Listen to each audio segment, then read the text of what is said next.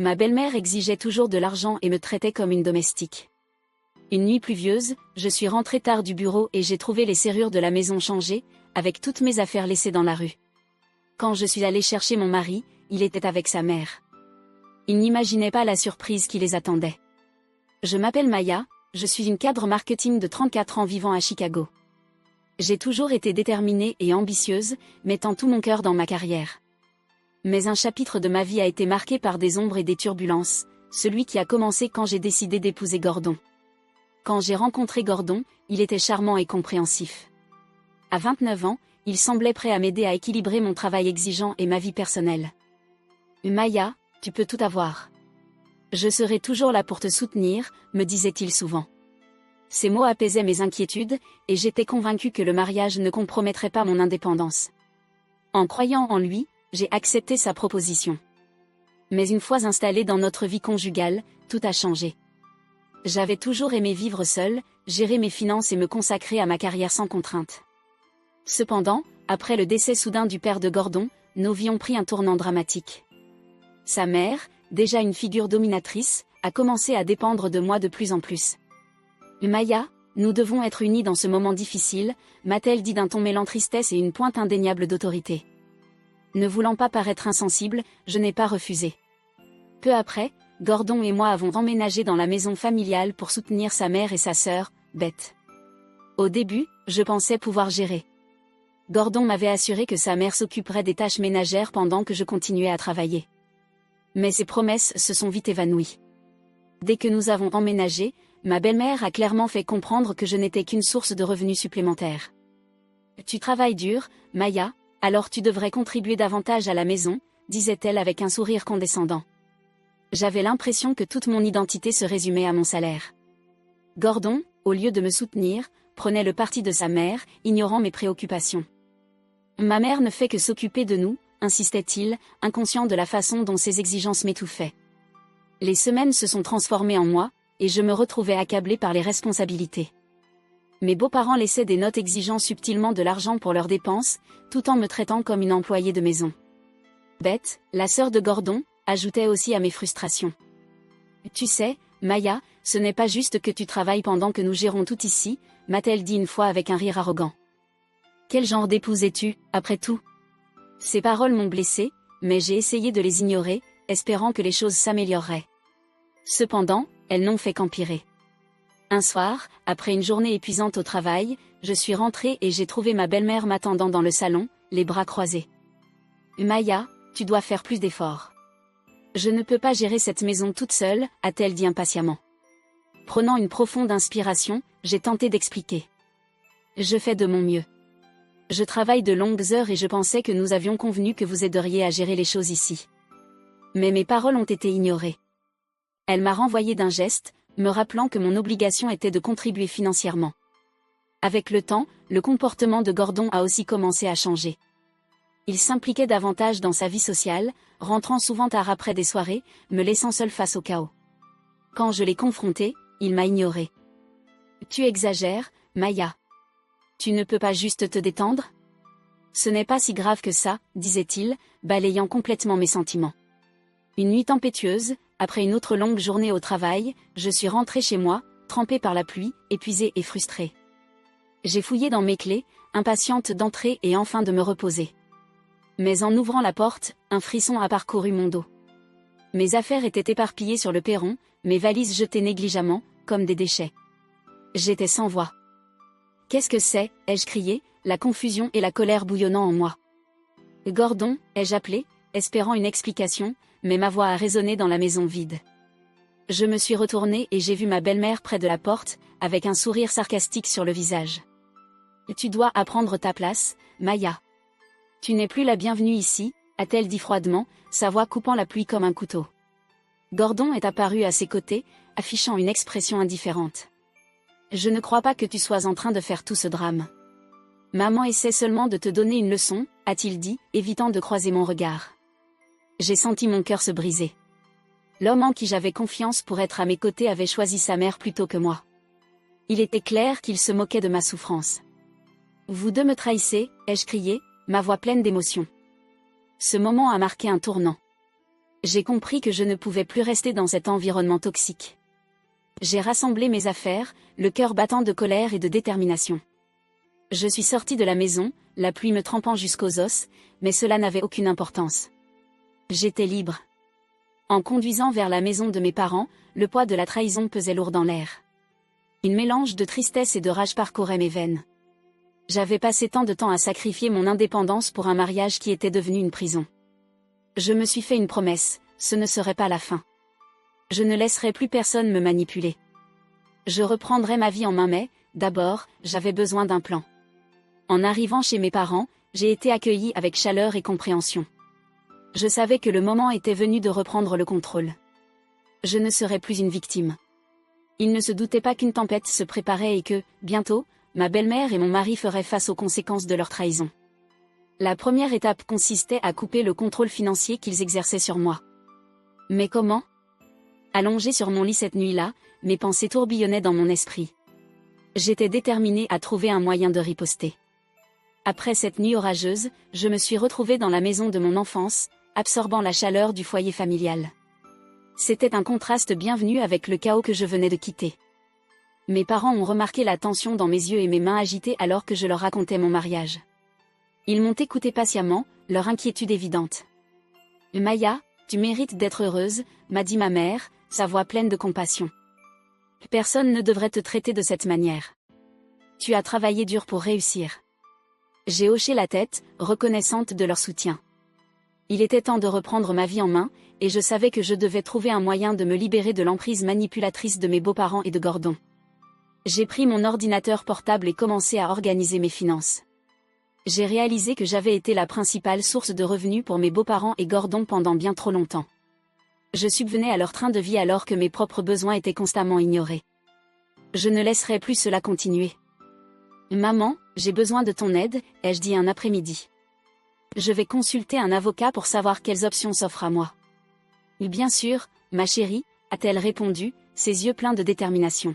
« Tu dois te protéger. » Quelques jours plus tard, j'ai rencontré une avocate nommée Sarah, spécialisée dans les questions financières et les conflits conjugaux. Elle était perspicace et concentrée, comprenant immédiatement la complexité de ma situation. En décrivant mes expériences, je sentais ma détermination se renforcer. « Donc, vous les soutenez financièrement pendant qu'ils vous traitent comme une domestique ?» Sarah a demandé, levant un sourcil. « Ce n'est pas seulement injuste, c'est abusif. Vous avez tout à fait le droit de demander un remboursement pour ce que vous avez fourni. » Ces mots ont été comme une bouffée d'air frais. « Je veux demander le divorce », ai-je déclaré, ma voix ferme. « Je veux qu'ils me remboursent financièrement environ 150 000 $, pour être précise.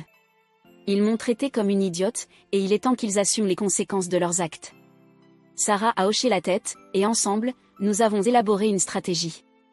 Nous avons décidé de déposer une demande de divorce et d'exiger formellement le remboursement. Cela enverrait un message clair à Gordon et à sa famille, je prenais ma vie en main. Mais je devais garder mes plans secrets pour le moment. Je ne voulais pas que Gordon ou sa famille découvrent mes intentions avant d'être prête à agir. De retour chez mes parents, j'ai ressenti un regain de détermination. Plus j'y pensais, plus je me sentais forte.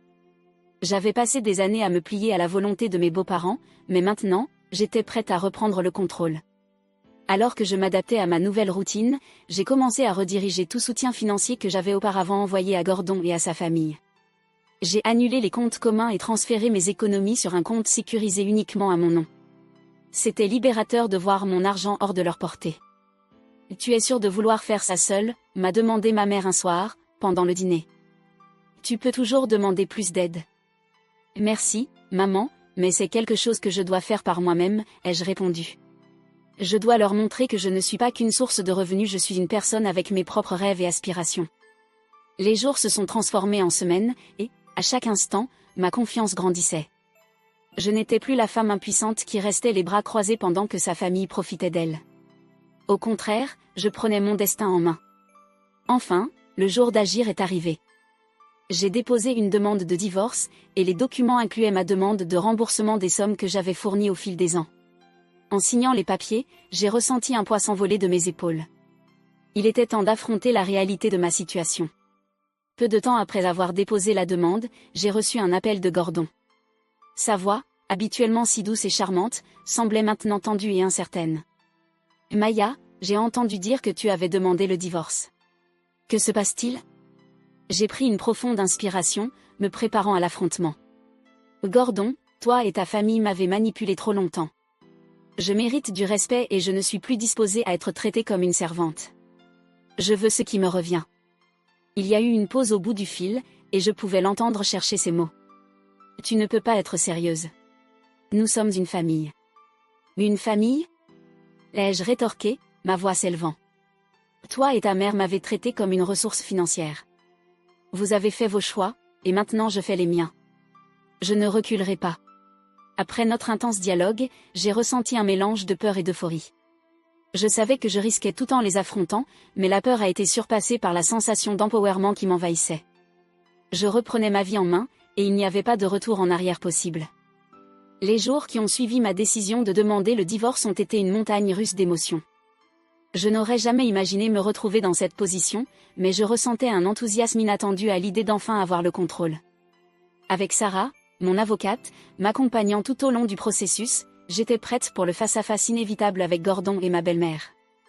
Une après-midi, alors que je rangeais mes documents chez mes parents, j'ai reçu un message de Gordon.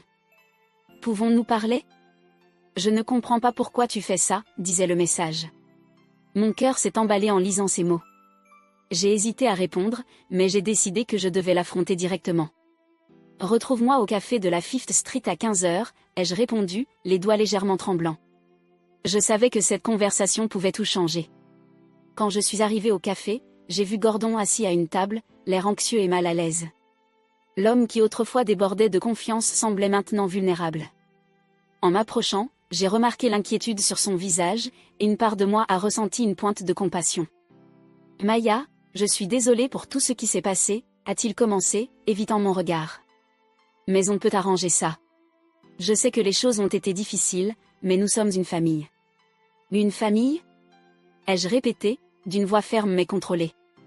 Tu m'as traité comme un fardeau, Gordon. Tu as pris le parti de ta mère pendant que je travaillais sans relâche pour nous soutenir. C'est ça, être une famille? Il s'est tortillé sur sa chaise, et pendant un instant, j'ai entrevu l'homme dont je suis tombée amoureuse. Mais cette image a rapidement disparu. Je ne savais pas que les choses deviendraient si graves. Ma mère est juste débordée. Je pensais que tu pourrais aider. L'aider en cédant aux exigences de ta mère? Tu as fait ton choix, Gordon, ai-je répondu, ma détermination se renforçant. Je ne suis pas responsable des problèmes financiers de ta famille. J'ai déjà assez donné. Le visage de Gordon est devenu rouge, et il s'est penché en avant, sa voix empreinte de désespoir. Tu ne peux pas être sérieuse. On peut régler ça. Tu peux nous aider à nous en sortir. Non, je ne peux pas. Je vous ai soutenu, toi et ta famille, bien trop longtemps, ai-je déclaré, mon cœur battant à tout rompre. Maintenant, je mérite de vivre pour moi-même. J'ai vu la réalisation s'emparer de lui. Il avait pris ma gentillesse pour acquise, pensant que je serais toujours là pour résoudre leurs problèmes. Tu fais une erreur, Maya. Tu le regretteras, m'a-t-il averti, mais sa voix trahissait une certaine peur. En quittant le café, un mélange de triomphe et d'anxiété m'a envahi. Je tenais bon, mais je savais aussi que la bataille n'était pas terminée. Il était temps de remettre les documents légaux à sa famille, et j'étais prête à affronter leur réaction. La semaine suivante, j'ai eu une réunion avec mon avocate pour finaliser tout cela. Sarah et moi avons soigneusement préparé les documents, et j'ai ressenti une vague d'empowerment. Cet après-midi-là, je me suis rendue à la maison familiale, cet endroit qui avait été une prison pour moi pendant si longtemps. En m'approchant de la porte d'entrée, mon cœur battait la chamade. J'ai frappé à la porte, et en quelques instants, ma belle-mère est apparue, son expression passant de la surprise à la colère en me voyant. « Qu'est-ce que tu veux, Maya ?» a-t-elle lancé, les bras croisés. « Je suis ici pour remettre des documents importants, ai-je répondu, tenant l'enveloppe avec des mains tremblantes. Considérez cela comme mon avertissement final concernant le divorce et le remboursement des montants dus. Son visage est devenu rouge en saisissant l'enveloppe. « Tu penses que tu peux juste débarquer ici et exiger de l'argent ? Tu es complètement folle, a-t-elle crié. Gordon est apparu derrière elle, son expression mêlant confusion et colère. « C'est quoi ça ? A-t-il demandé, les yeux plissés en regardant l'enveloppe. Je reprends ma vie, Gordon. Il est temps pour toi et ta famille de faire face aux conséquences de vos actes, ai-je dit, ma voix ferme malgré la peur qui bouillonnait en moi. En m'éloignant, j'entendais la voix de ma belle-mère derrière moi. Tu vas regretter ça, Maya. Tu verras. Mais je ne me suis pas retournée. J'avais fait le premier pas vers ma liberté, et j'étais prête à affronter ce qui m'attendait. C'était mon voyage, et j'étais enfin prête à en prendre les commandes. La tempête ne faisait que commencer, et je pouvais sentir les vents du changement tourner autour de moi. Après avoir remis les papiers du divorce, j'ai ressenti un étrange mélange de soulagement et d'appréhension. J'étais entrée dans l'inconnu, rompant avec une vie devenue insupportable. Pourtant, une part de moi se demandait encore comment Gordon et sa famille réagiraient. Je savais que je devais me préparer aux conséquences. Quelques jours plus tard, j'ai reçu un appel inattendu de Sarah, mon avocate. Maya, je pense que tu devrais te préparer à une réaction. Ils ne prennent pas ça à la légère. Ils envisagent de contester tes revendications, m'a-t-elle dit d'un ton sérieux. Mais j'ai ressenti une vague de détermination. Je n'allais pas reculer. Ce soir-là, alors que j'étais dans le salon de mes parents, en train de manipuler mon téléphone, j'ai vu une notification. C'était un message de Gordon. Maya, s'il te plaît, parlons. On peut arranger ça. Je ne veux pas te perdre. Mon cœur s'est emballé, mais je me suis rapidement rappelé tous les sacrifices que j'avais faits. J'ai tapé, c'est trop tard, Gordon. Tu as eu ta chance. J'ai envoyé le message et ressenti un sentiment de clôture m'envahir. J'étais prête à embrasser ma nouvelle vie, libérée de la manipulation et de la trahison. Les jours se sont transformés en semaines, et à mesure que le processus de divorce progressait, la tension augmentait. Ma belle-mère appelait, laissant des messages frénétiques exigeant que je revienne et fasse les choses correctement. Elle se posait en victime, déformant la réalité pour correspondre à sa version des faits. Tu détruis notre famille, Maya. Tu ne te soucies pas de Gordon, criait-elle dans ses messages vocaux. Malgré ces tentatives de manipulation, je suis restée ferme. Je refusais de céder à ces tactiques de culpabilisation. Mes parents m'ont soutenue à chaque étape, me rappelant ma valeur et combien j'avais progressé. Tu mérites d'être heureuse, Maya. Ne les laisse pas te ramener dans leur chaos, me disait mon père, et cela me gardait ancrée.